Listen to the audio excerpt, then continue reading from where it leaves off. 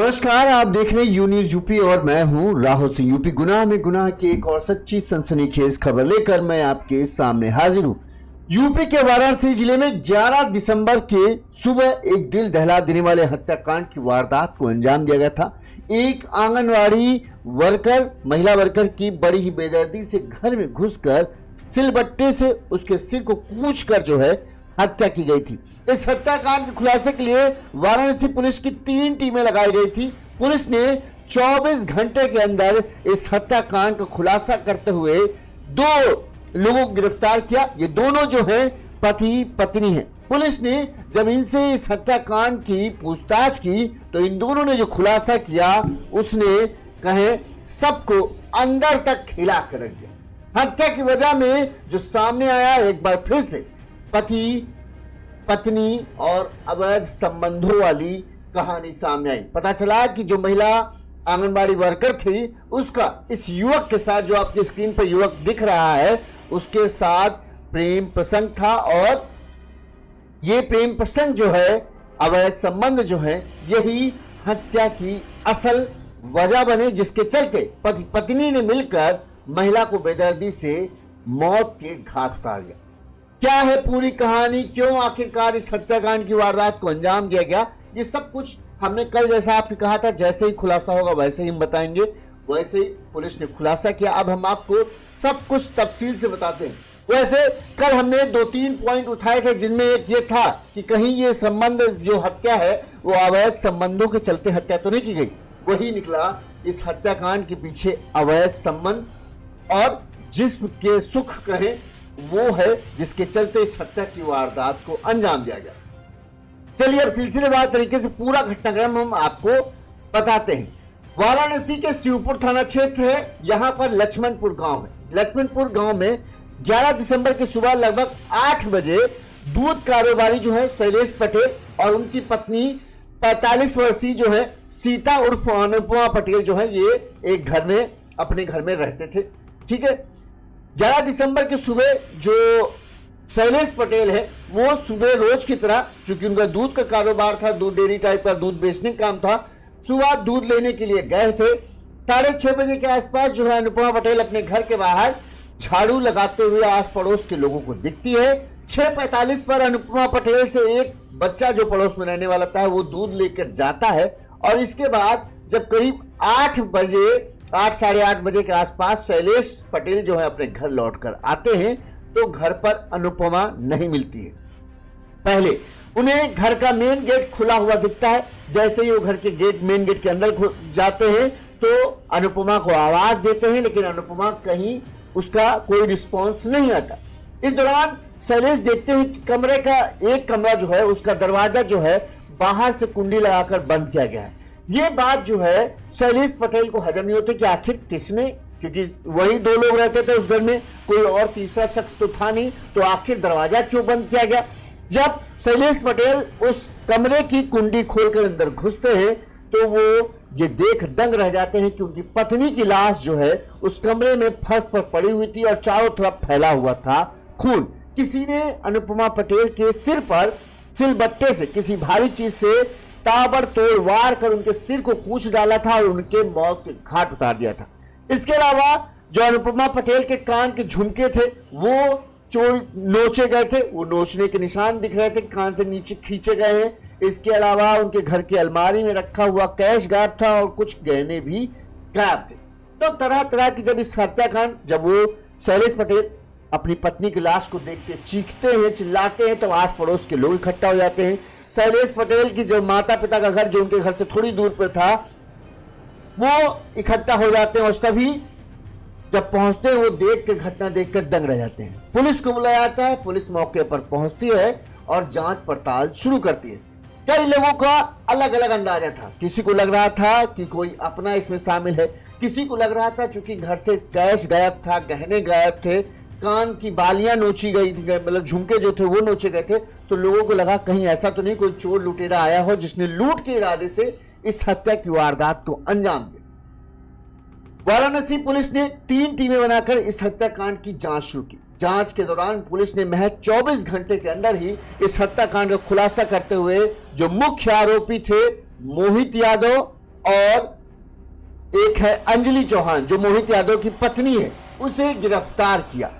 Police ने इनको गिरफ्तार किस आधार पर किया? सीसीटीवी कैमरे जो अनुपमा पटेल के घर के आसपास लगे थे, उन सीसीटीवी कैमरों के पड़ताल के बाद इन दोनों को गिरफ्तार किया।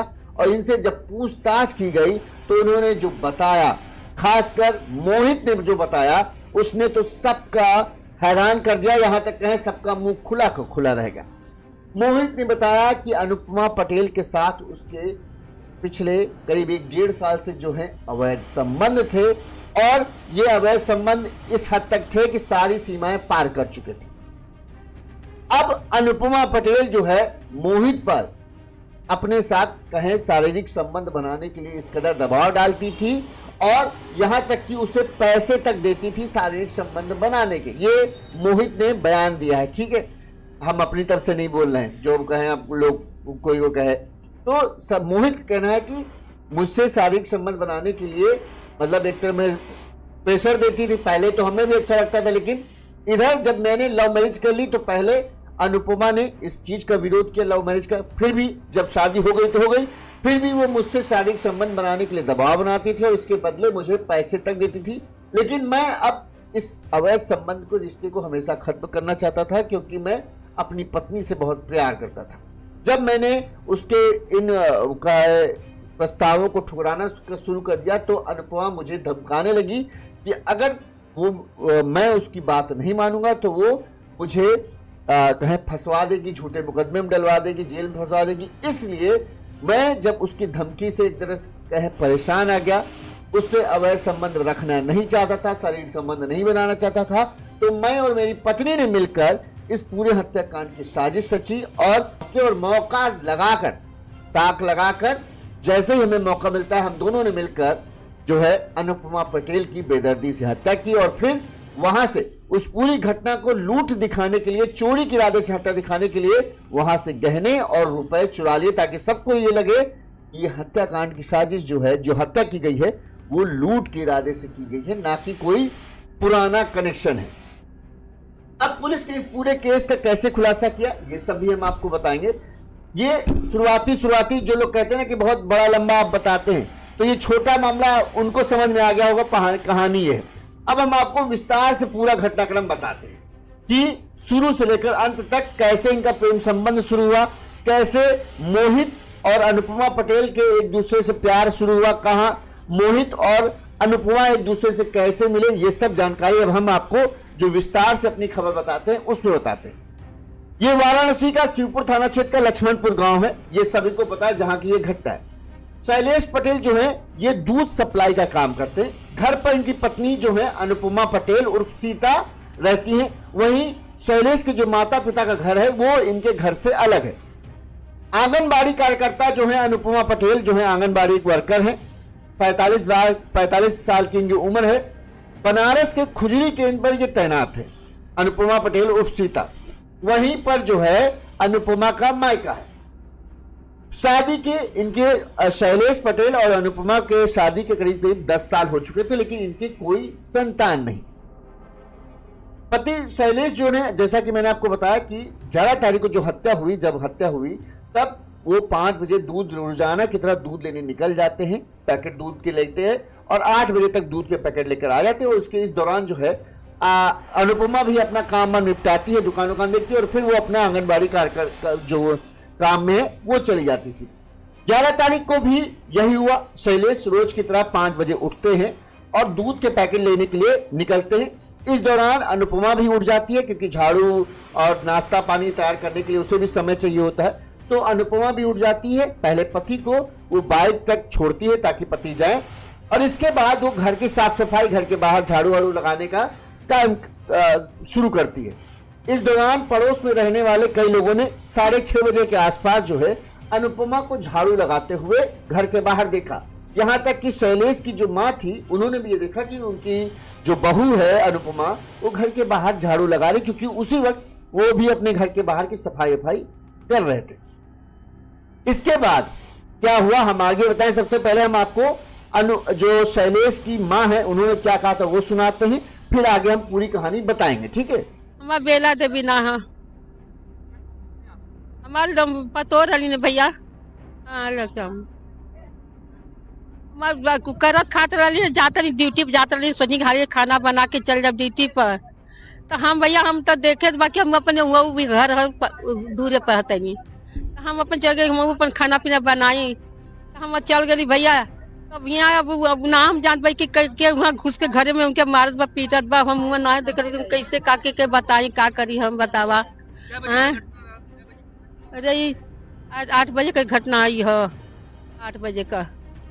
हाँ सुबह 8 बजे का, सुबह सुबह हमार बच्ची दूध लेके आयल, दूध का धंधा करलन, लेके अलन है।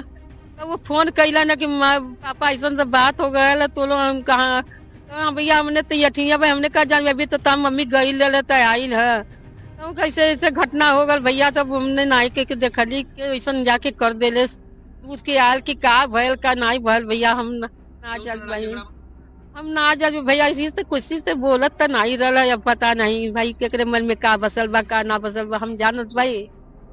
हाँ हमरे बहू के नाम रहा अनुपा, अनुपा सबके घर आता नू हमने कहत रही है। हाँ हाँ अनुपा, हाँ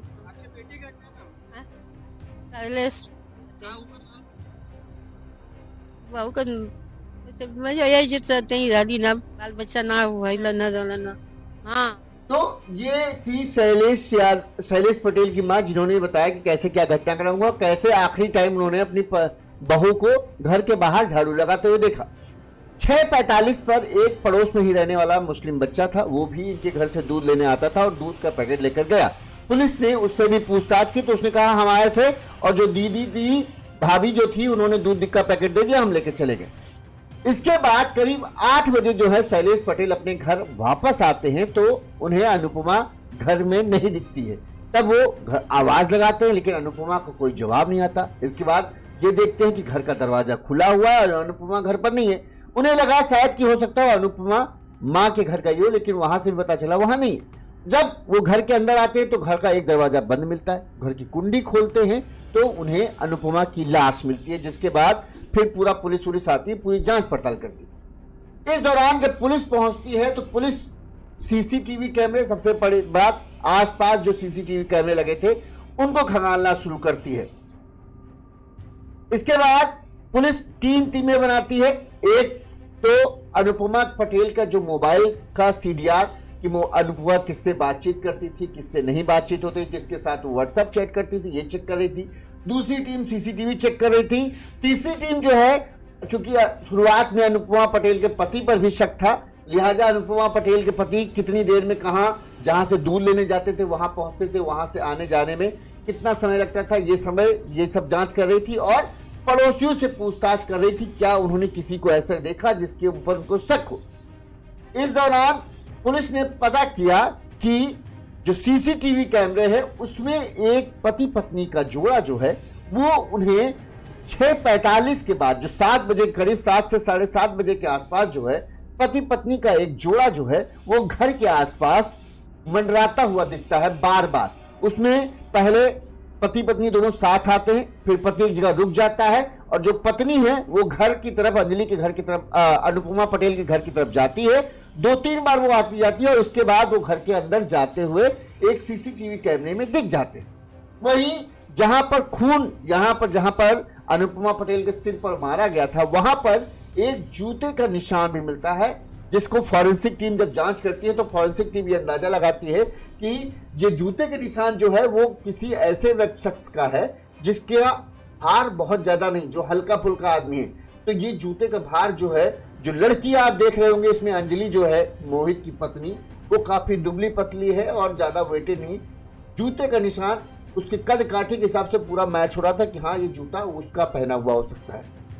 पुलिस जब इन दोनों की सीसीटीवी फुटेज को आस पड़ोस के लोगों को दिखाती है तब लोग उन्हें पहचान लेते हैं। लोग कहते हैं अरे ये तो मोहित है। अब मोहित को कैसे लोग जानते थे, और जबकि मोहित यहां रहता नहीं था। तो लोगों से पता चला कि दरअसल करीब 1 साल पहले जो है ये मोहित जो है, जब इसकी शादी नहीं हुई थी तब इसका जो ये यहीं पर लक्ष्मणपुर में ही जो आंगनबाड़ी वर्कर हैं अनुपमा पटेल, उनके घर से कुछ दूरी पर ही जो है ये मोहित यादव जो है वो किराए पर रहता था। और लोगों के बीच में इस बीच की चर्चा भी है कि अनुपमा पटेल और मोहित के बीच में जो है प्रेम प्रसंग भी था। पुलिस अब इन दोनों को तलाश करती है और आखिरकार इन दोनों को गिरफ्तार कर लेती है। इसके बाद पुलिस जो है मोहित से पूछताछ करती है कि आखिर तुम वहां क्या करने गए थे। और जब पुलिस सख्ती से पूछताछ करती है तो इनके पास से कुछ कहें जो अनुपमा पटेल के कान से खींचे गए थे झुमके, वो लूट के रुपए और भी जो गहने चोरी हुए थे वो सब बरामद हो जाता है। लिहाजा पुलिस के पास पुख्ता सबूत था कि हाँ, मोहित और अंजलि ने ही मिलकर जो है अनुपमा की हत्या की। अब इनसे पूछा जाता है कि आखिर तुमने अनुपमा को मारा क्यों गया। तो पहले तो बातें घुमाने की कोशिश करते हैं जैसा कि हर मुजरिम बचने के लिए करता है, लेकिन जब पुलिस की सख्ती और सारे सबूत उनके खिलाफ होते हैं तो फिर वो टूट जाते हैं और मोहित पुलिस के सामने अपना सारा जो कच्चा चिट्ठा है वो खोल कर रख देता है। मोहित पुलिस को बताता है कि 1 साल पहले तक वो आंगनबाड़ी वर्कर जो है अनुपमा उनके घर के पास ही रहता था और दोनों में 1 साल पहले प्रेम प्रसन्न हुआ और दोनों के बीच जो है अवैध संबंध बन गए थे। 1 साल पहले जो है इस दौरान उनके ठीक ठाक चल रहा था। इस दौरान जो है मोहित का अंजलि से भी प्यार हो गया और दोनों प्यार में इस कदर हो गए कि मोहित ने अंजलि से शादी करने का फैसला कर लिया। जब इस बात की भनक जो है अनुपमा को लगती है तो वो मोहित पर खूब नाराज होती है और वो अंजलि और मोहित की शादी के विरोध भी करती है। लेकिन मोहित आया था कि नहीं, उसे अंजलि से शादी करनी है, वो कर ही रहता है। भले अनुपमा इसका विरोध कहती रहती है लेकिन दोनों शादी कर लेते हैं। अनुपमा इस बात का विरोध कर रही थी। मोहित ने पुलिस को बताया कि दरअसल जो है अनुपमा के साथ उसके अवैध संबंध थे और अनुपमा इस चीज से बेहद खुश भी थी। मोहित ने पुलिस को यह भी बताया कि शारीरिक संबंध बनाने के बदले जो है कई बार अनुपमा उसे पैसे तक देती। अब देखिए दोनों की उम्र में बहुत अंतर आपको दिख रहा होगा। जब कहाँ अनुपमा 46 साल की, कहाँ ये जो मोहित है ये महज 20-25 साल का लड़का है। ठीक, तो इसका कहना है कि वो मुझे पैसे देती थी। कई बार वो मुझसे, जब मैं उससे शारीरिक संबंध बनाने के लिए मना कर देता था तो मुझे धमकाती थी। मुझसे जब भी मैं उसे रिश्ता अपना खत्म करने की कोशिश करता तो मुझे जान से मारने की धमकी देती थी। लेकिन जब मैं एक तरीके से कहूँ, मोहित का कहना है कि जब भी मैं उससे अपना रिश्ता, चूंकि जब तक मोहित की शादी नहीं हुई थी तब तक उसको भी मजा आ रहा था इसमें, क्योंकि उसे भी नया नया खून था, उसे भी अच्छा लग रहा था कि चलो सब कुछ बढ़िया है, पैसे भी मिल रहे हैं और मौज भी हो रही है। लेकिन जब उसकी अंजलि के साथ शादी हो गई तो उसे लगने लगा कि ये मैं अंजलि के साथ धोखा करूंगा कि अगर मैं अंजलि के साथ मेरी पत्नी होते हुए मैं किसी और के साथ शारीरिक संबंध बनाऊं, तो वो अब जो है अनुपमा से अपना रिश्ता खत्म करना चाहता था। उसके बारे में उसने अपनी पत्नी अंजलि को बताया था कि हाँ अनुपमा के साथ ऐसा है। लेकिन जब भी वो रिश्ता खत्म करने के बारे में सोचता, मोहित का कहना है कि अनुपमा उसको धमकाती थी, जान से मारने की धमकी देती थी और अगर शारीरिक संबंध बनाने से वो मना कर दे तो उसे वो टॉर्चर करती थी।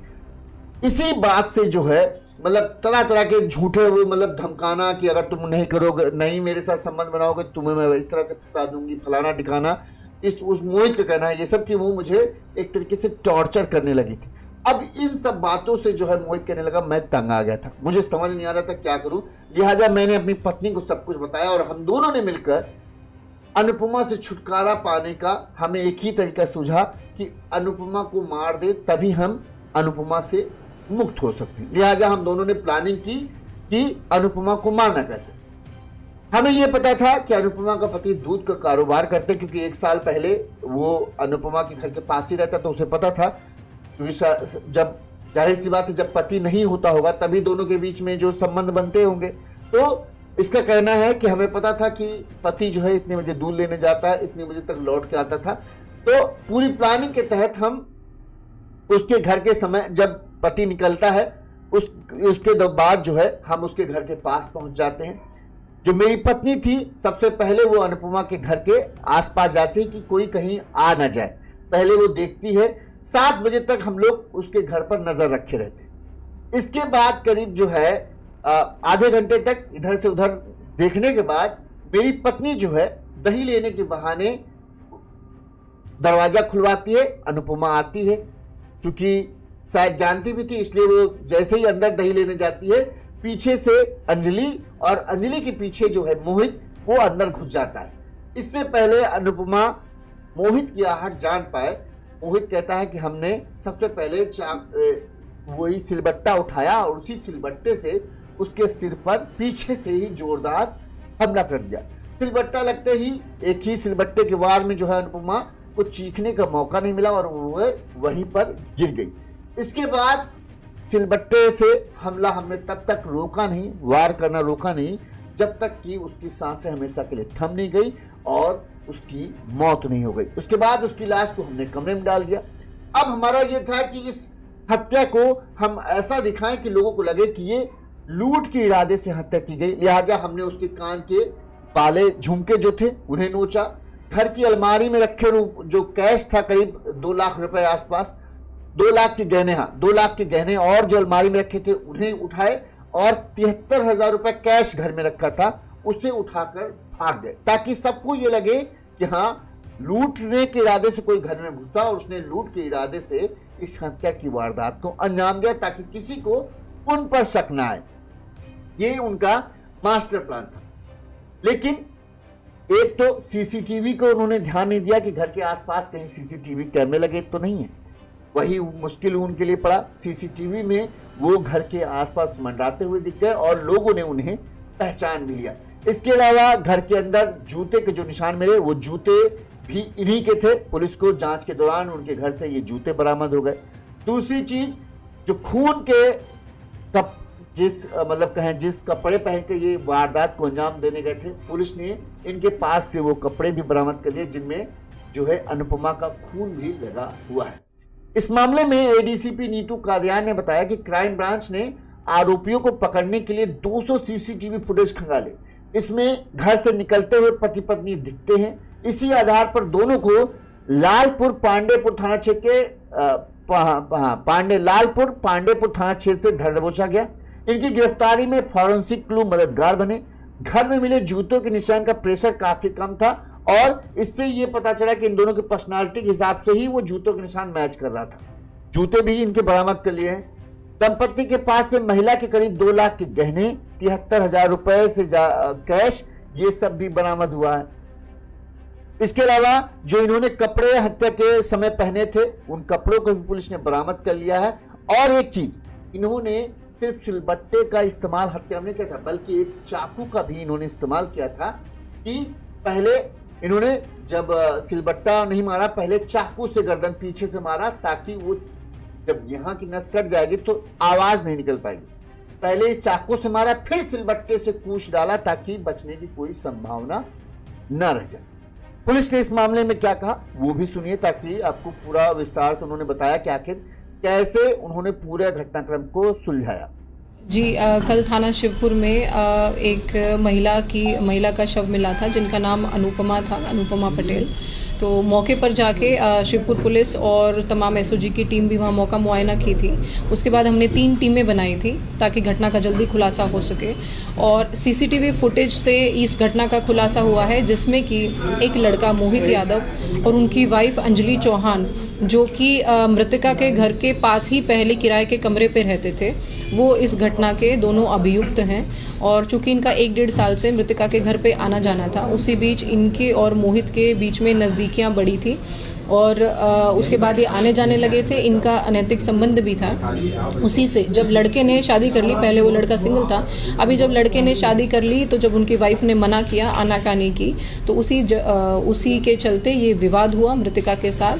और जब लड़का नहीं गया तो उन्होंने इनको बुलाने की कोशिश की, जिसमें कि लड़का बार बार मना कर रहा था, परंतु गया और उनसे पीछा छुड़ाने की नीयत से इन्होंने पूरी प्लानिंग करी। प्लानिंग में कल ये सुबह 7 बजे जाते हुए दिखे हैं। इनकी वाइफ इनके साथ है मास्क लगा के ये जाते हुए दिख रहे हैं। करीबन आधा घंटा तक वाइफ ने रेकी की है, बार बार वो दिख रही है आती जाती, और लड़के ने दही लेने के प्रिटेक्स्ट पे महिला को बाहर बुलाया है, फिर उनके अंदर घुस के घर के कुंडी लगा के और उनके ऊपर सिलवट्टे और पत्थर से प्रहार किया है। सर पे प्रहार करने से अनुपमा जी की मौत हो गई है, जिसके बाद इन्होंने लॉकर से तमाम ज्वेलरी और करीबन 70-75 हज़ार रुपए के करीब कैश जो इसको मिला वो भी इसने लिया, और सीसीटीवी फुटेज में ही ये 8:50 के करीब वापस आता दिख रहा है। इसके हाथ में एक बैग है। जब इनको पकड़ा गया बैक ट्रैक करके और इनसे पूछताछ हुई तो इनकी निशानदेही पर वो कपड़े भी बरामद हुए हैं जो इन्होंने घटना कारित करते समय पहने थे, और उन पर ब्लड लगा हुआ है। जितना कैश और जो ज्वेलरी मिली है उस पर भी ब्लड लगा हुआ है, उस पर इनके सारे फिंगरप्रिंट्स हैं, और हमें वो ग्लव्स भी मिले हैं जो इन्होंने घटना कारित करते समय यूज़ किए थे। मैम, एक बात सामने आ रही, क्या मृतका क्या प्रेग्नेंट भी थी 4 महीने की, ऐसी कुछ? जी, चूंकि पोस्टमार्टम की रिपोर्ट आ गई है और उसमें महिला प्रेग्नेंट नहीं है। कैसे पकड़ा गया? ये जंगल में जूते से ही पकड़ा गया? जी, क्योंकि कल फोरेंसिक यूनिट भी आई थी तो उन्होंने क्योंकि बहुत ज़्यादा ब्लड था वहाँ पे, शू का इम्प्रेशन था। शू का इम्प्रेशन भी उन्होंने हमें बताया था कि ये फॉर्मल टाइप के शू का इम्प्रेशन है, और जिसका इम्प्रेशन है वो बहुत ज़्यादा भारी आदमी नहीं है, उससे पता लगता है। फोरेंसिक की जो टीम का इम्प्रेशन लिया, अब उसी के तहत जब सीसीटीवी से हमने इनको सिर्फ उस समय में, संदिग्ध समय में, सिर्फ ये और इनकी वाइफ की ही संदिग्ध मूवमेंट है जो बार बार आते जाते दिख रहे हैं, उसी के बेस पे पुलिस इनसे पूछताछ करने के लिए गई थी। जब ये एकदम से हॉस्टाइल हुए, भागने लगे, इनको पकड़ा, तब जाके ये पूरी घटना का इन्होंने पूरा बताया। ये कहाँ से पकड़े गए लोग? ये वहीं पे ये होम स्टे के पास रह रहे थे, और उसके बाद जैसे ही पुलिस इनसे पूछने गई तो ये स्टेशन की तरफ भागे हैं, तब इनको वहाँ से पकड़ा। हाँ जी, ये क्योंकि 24 घंटे के अंदर घटना का खुलासा हुआ है तो पुलिस आयुक्त महोदय द्वारा एसओजी और थाने की संयुक्त टीम को 50,000 रुपये का इनाम घोषित किया।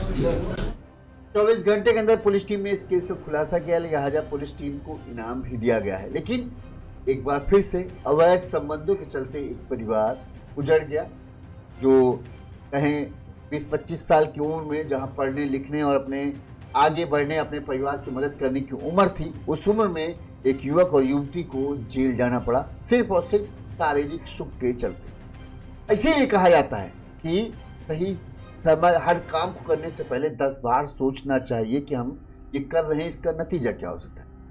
आजकल क्या है, शुरुआत में सबको लगता है कि अरे वाह कितना मजा आ रहा है। जैसे ये जिस उम्र में लड़का प्यार प्रसंग में पड़ा अनुपमा के साथ, अनुपमा शादीशुदा थी, अनुभवी थी, लेकिन उसको भी हो गया कि होता है ना कि पति पत्नी के बीच भले ही प्यार था, लेकिन कहीं ना कहीं अनुपमा का रिश्ता अगर इसके साथ बना तो दोनों एक दूसरे को पसंद किए होंगे। अनुपमा तो चूंकि उम्र ज्यादा थी, अनुपमा को भी इस चीज का ध्यान रखना चाहिए था कि ये उसके लिए ठीक नहीं है, उसके परिवार के लिए ठीक नहीं है। अगर ये चीजें बाहर आएंगी तो अच्छा नहीं होगा। लेकिन अनुपमा कहते नहीं, आजकल के आदमी अपने सुख के चक्कर में वो परिवार की प्रतिष्ठा, मान मर्यादा, इन सब चीजों को ताक पे लगाने से नहीं चुकता। और खासकर जब इन रिश्तों में लोग पड़ जाते हैं ना प्यार प्रसंग के चक्कर में, तो वो सब चीजें भूल भी जाते हैं। उनको लगता है कि हाँ मैं खुश हूं तो इससे बढ़िया क्या है, मेरा जीवन है, मुझे ही खुश रहने का हक है, और इससे मुझे थोड़ी खुशी मिल रही है तो मैं इस रिश्ते को दुनिया की नजर से छुपा लूंगी और मुझे खुशी भी मिलती रहेगी। यहाँ पर ये लड़का भी, इसने भी सोचा होगा कि चलो ठीक है, पड़ोस में रहते हैं, एक प्यार प्रसंग हो रहा है, उसका समय भी बीत रहा है, उसको पैसे की तौर पर भी मदद मिल रही, तो उसके लिए भी लगा कि हाँ यार लाइफ मेरी अच्छी हो जाएगी। लेकिन उसने ये नहीं सोचा इसका कहीं ना कहीं खामियाजा भी उसे चुकाना पड़ सकता है। तब सोचते भी नहीं, क्योंकि सब कुछ बढ़िया चल रहा है, सब कुछ पैसे भी मिल रहे हैं, मौज भी हो रही है और जीवन भी अच्छे से कट रहा है, तब तो सोचा नहीं। जब इसे दूसरे से प्यार हुआ और अब जब इसने अनुपमा से रिश्ता खत्म करने की कोशिश शुरू की, तब इसे लगने लगा कि ये चीज तो उसके लिए गले की मुसीबत बन गया। जो चीज शुरुआत में बहुत, कहते हैं च्युइंगम जो लोग खाते उन्हें होगा शुरुआत में तो बड़ा मीठा लगता है, लेकिन जैसे ही उसका रस खत्म होता है तो फिर वो एक कहें बस चमड़ा सा बनकर रह जाता है, जिसे आप बस चबाते जाना पड़ता है। या तो आप उसको थूकिए या तो फिर चबाते जाइए, लेकिन कोई स्वाद नहीं आएगा, आपका मुंह भी दर्द होने लगेगा। यही इस तरह के रिश्ते में होता है। जब तक सब कुछ अच्छा चल रहा है तब तक सब कुछ बहुत सुंदर है, बहुत प्यारा है, कुछ नहीं, लेकिन जहां से ही थोड़ी सी भी कड़वाहट आना शुरू होती है, ये एक जबरदस्ती की चीज बन जाती है जिसे ना चाहते हुए भी उठाना पड़ता है, क्योंकि आप उसमें बुरी तरीके से फंस चुके हो। मोहित, जिसने भी बताया कि अनुपमा मुझ पर दबाव बनाती थी, मैं उसे मना करता तो मुझे धमकाती थी, जान से मारने की धमकी देती थी, झूठे मुकदमे में फंसाने की धमकी देती थी। मेरे पास कोई रास्ता नहीं था, मुझे समझ नहीं आया था अनुपमा से पीछा छुड़ाऊं तो छुड़ाऊं कैसे। वहीं मैं अपनी पत्नी से बहुत प्यार करता था, उसे धोखा भी नहीं दे सकता था।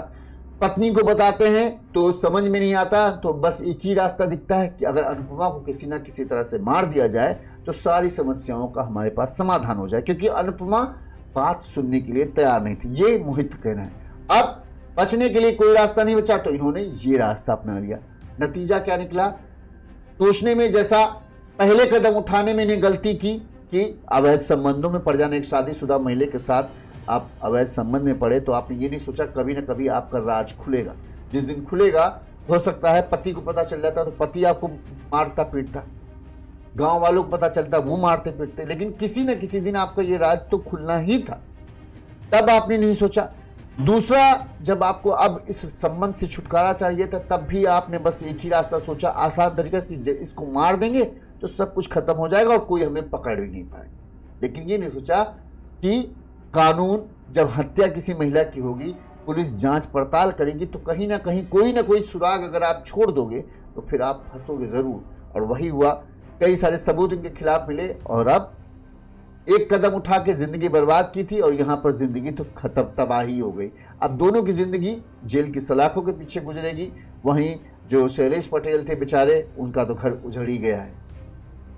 अवैध संबंधों का सुख शुरुआत में बहुत मीठा होता है, बहुत अच्छा होता है, लगता है कि प्यार है, सब कुछ है, कितना हंसी फुली, लेकिन धीरे धीरे वही चीज़ जो सुख है वो दुख में बदलता जाता है और फिर होती है बर्बादी, क्योंकि ये जहर है और मीठा जहर है। जो शुरुआत में अच्छा लगता है बाद में बहुत बुरा। लिहाजा जो है जैसा है अपने परिवार में खुश रहने की कोशिश कीजिए।